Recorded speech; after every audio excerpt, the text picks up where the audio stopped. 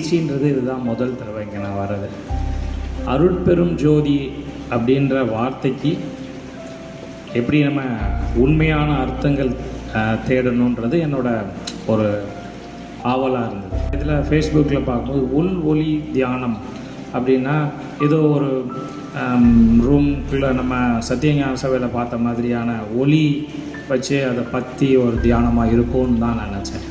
ஆனால் இங்கே வந்ததுக்கப்புறம் தான் நான் நினைக்கிறது வேறு.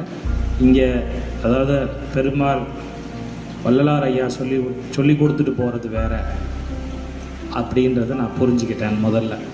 ரெண்டாவது, மனம் உருகி நான் வந்து ஐயா காலையில் சொல்லும்போது சொல்லியிருந்தாங்க, ஒரு ஐயா வந்து பாட்டு படித்தாங்கல்ல காலையில், மனம் உருகி கண்ணீர் வந்தது அப்படின்னா எனக்கு வந்து இந்த கிளாஸில் வந்து மனசை விட்டு ஒரு அழுகையில் ஒரு சந்தோஷம் அப்படின்றது இன்னைக்கு காலையில் தான்.